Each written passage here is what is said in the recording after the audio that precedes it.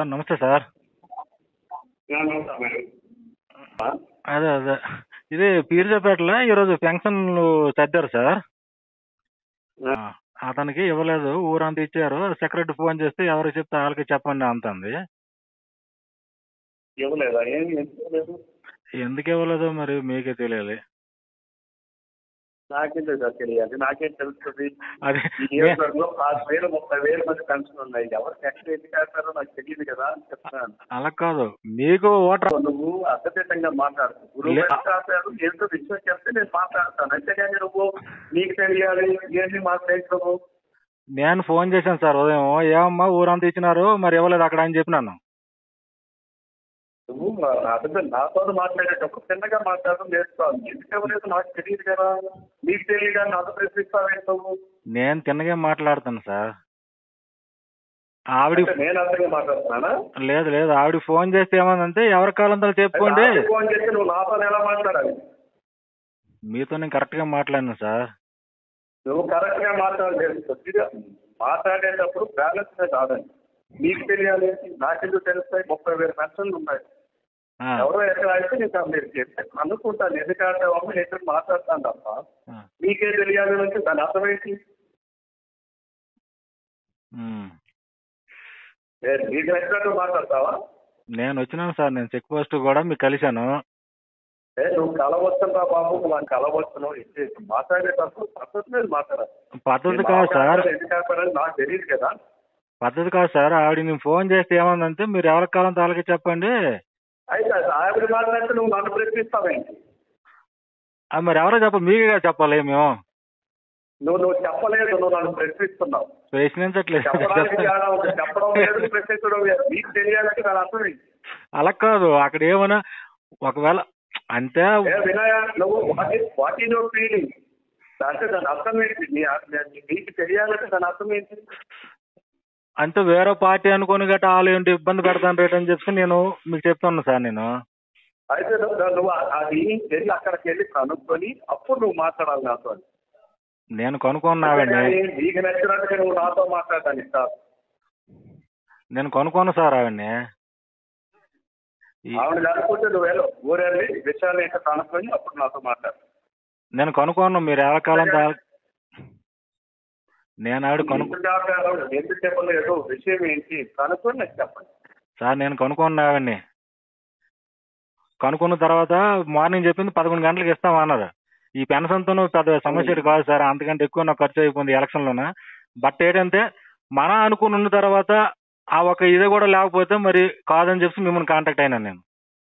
నువ్వు కాంటాక్ట్ అవ్వడం వేరు, విషయం చెప్పడం వేరు. మీ అమ్మ మీ నాన్న ఉన్నాడు అనే దానికి నీ అమ్మ మూడు ఉన్నాడు అనే దానికి తేడా లేదా? నువ్వు పద్ధతి మీద మాట్లాడడం ముందు నేర్చుకో. నువ్వు నా దగ్గరికి మాట్లాడేటప్పుడు ఇలా ఆపారండి నేను అడిగితే అన్నారంటే ఎందుకు ఆపారని నేను నిన్ను అడిగాను. నీకే తెలియాలని నువ్వు మాట్లాడుతున్నావు అంటే దాని అర్థం ఏంటి? అక్కడ ఉన్న అంటే మా బామ్మర్దిని కూడా నేను తీసుకుని వచ్చాను సార్. చెక్ పోస్ట్ లో మేము కలిసాము. కానీ అక్కడ నువ్వు ఇవన్నీ నువ్వు దొంగ తిరిగి నాకు చెప్పక, నువ్వు నేను అడిగింది నాకు దొంగ తిరిగి ఏంటి సార్? నాకు ప్రభుత్వం నుంచి ₹1 నాకు అవసరం లేదు సార్. నాకు దొంగ తిరిగి ఏంటి ఉంది? నేను 18,000 పెట్టుకుని మీ ఎలక్షన్కి వచ్చి నేను ఇచ్చేసి ఓట్లు వేసి ఇచ్చేయను సార్. దొంగ తిరిగి దీనిలో ఏమని చెప్పు ఆడిచ్చిన ₹3,000 పక్క ఇటు అయిపోయింది ఇట్లేదు. నువ్వు నాతో నువ్వేంటి మాట్లాడింది నాతో? కానీ ఆవిడ నేను ఫోన్ చేస్తే ఆర్గ్యుమెంట్ చేస్తున్నావు. నేను ఆర్గ్యుమెంట్ చేయట్లేదు సార్. నేను సార్ నేను మంచిగా మాట్లాడతాను సార్. మీకు మర్యాద మాట్లాడితే మీకు మర్యాద తీసుకోవడం తెలియదు. అవసరం తీరుకుంటూ ఒకలాగా ఉండకూడదు, అవసరం తీరు ముందు ఒకలాగా ఉండకూడదు సార్. సార్ అవసరం ఏంటి? అవసరం అనేటటువంటిది కాదు ఇక్కడ. Question of respect and give respect and take respect. నేను రెస్పెక్ట్ ఇచ్చిన చేతే మన అనుకుని నేను కాల్ చేశాను. నువ్వు మాట్లాడుతున్నావు, ఏం మాట్లాడుతున్నాను? ఏం మాట్లాడాను? ఏం మాట్లాడాను? ఏం మాట్లాడు మీరే చెప్పండి సార్.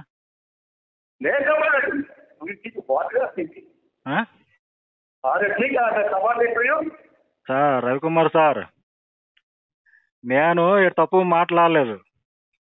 నువ్వు తప్పే మాట్లాడావు.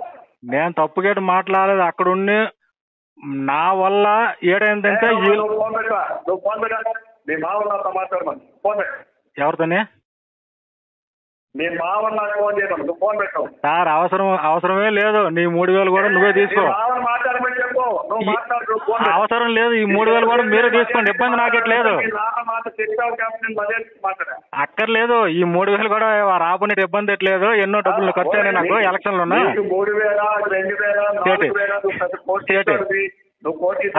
కోటీశ్వరు కాకపోయినా పూటకైతే లోట్లేదు సార్. కోటీశ్వరులు మా తర్వాత పక్కన. నువ్వు కోటీశ్వరు 100 కోట్లు ఉన్నాయి నాకు అనవసరం. కోటీశ్వరులు కాదు సార్. ప్రోగ్రామ్ ఏం జరిగింది అనేది నాకు మీరు చెబితే నేను విషయం కనుక్కుంటాను. నేను అదే చెప్తాను సార్. నేను అదే చెప్తాను. మీరు వేరే విధంగా ఆలోచిస్తారు. నేను అదే చెప్తాను. మీరే వేరే విధంగా ఆలోచిస్తారు. నేను వేరే విధంగా ఆలోచించడా? నీకు ఇంటెన్షన్ ఏంటో నాకు అర్థమైంది. కోన రవికుమార్ అంటే మేము పేక్ కోసుకుందాం సార్. మా నాన్న నుంచి కానీ మా తాత నుంచి కానీ. మర్యాదగా మాట్లాడు. నేను మర్యాద నువ్వు మర్యాద లేకుండా మాట్లాడితే నువ్వు పేక్ కోసుకుంటే ఇప్పుడు ఏం తప్పుడు మాట్లాడినాను సార్? తప్పుడే మాట్లాడావు.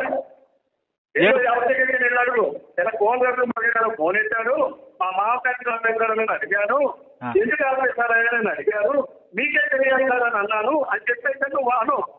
ఎవరైనా నీకు ఏమంటాడో అక్కడ కానీ ఆలు గౌరవం అనుకోవడానికి నువ్వు గౌరవం అనుకోవడానికి ఒక్కదానికి నీ మామూలు నాతో మాట్లాడదాం. తొక్కకి కనకండి సార్. తొక్కకి కనకండి. నీ వల్ల నేను రూపాయి ఆశించింది లేదు. తొక్క కాదు అయ్యా కోన రవికుమార్ గారు. తొక్క కాదు. నీ వల్ల నేను నువ్వు ఈడట్.